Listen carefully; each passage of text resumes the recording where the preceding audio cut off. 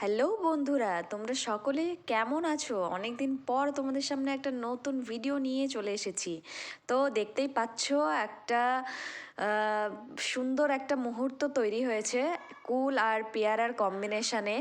এখানে কাটাকাটি চলছে, এখানে আমরা উপস্থিত ছিলাম চারজনে। এইদিকে আমার পুচকুকে দেখতে পাচ্ছ, আর এই পাশে একটা আমার ছোট্ট বোন, আর এইটা আমার একটা আন্টি যিনি কুলটা কাটছেন। কুল পেয়ারা দুটোই আছে এখানে। এখন আমরা ঠিক করলাম ছাদে বসে রোদ্রের মধ্যে কুল আর পেয়ারা মাখা খাবো। তো আমার মতো কে কে আছো যে এইভাবে খেতে ভালোবাসো কোনো খাবার মাখিয়ে, তো কমেন্ট করে অবশ্যই জানিও। আর এই পাশে দেখো পুচকুটা না মাখানো হতে হতেই কেমন তুলে তুলে খেতে শুরু করেছে।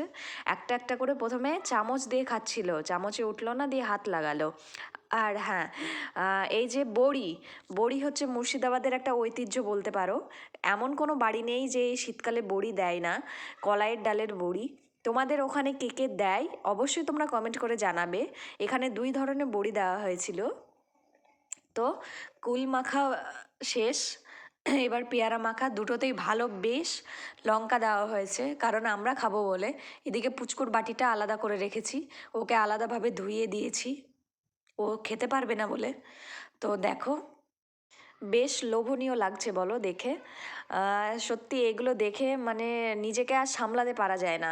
এই কুল মাখা বলো, তেঁতুল মাখা বলো, আরও আমড়া মাখা, মানে অনেক কিছু, মানে টক জাতীয় জিনিসগুলো দেখলেই যেন মেয়েরা আর নিজেকে সামলাতে পারে না। তো এইদিকে ঝাঁকিয়ে ঝাঁকিয়ে বেশ সুন্দর করে মাখানো হচ্ছে, আর খেতেও অনেক টেস্টি হয়েছিল। রোদ্রে বসে আমরা অনেক সবাই মিলেই খেয়েছি। আর ওই পাশে আমার মা ছিলেন, মাও এসেছিলেন, যোগ দিয়েছিলেন। আর এই যে আমার পুচকু, দেখো নিজে নিজে কেমন খাচ্ছে।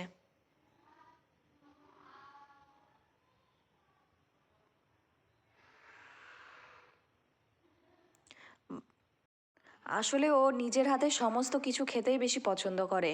আমি খাইয়ে দিতে গেলে ও খেতে চায় না। নিজে নিজে একটা বাটিতে দিয়ে দিয়েছি, একা একাই বেশ সুন্দর করে হাতে তুলে তুলে খাচ্ছে। আমার ভিডিওগুলো তোমরা লক্ষ্য করলে দেখতে পাবে বেশিরভাগ জিনিসই ও একা একা খেতেই বেশি পছন্দ করে। যেমন ধরো, ভাতটাই আমি ওকে খাইয়ে দিই, বাদবাকি সবই নিজে হাতেই খাই। তো আজকের ব্লগটা কেমন লাগলো অবশ্যই জানিও কমেন্ট করে।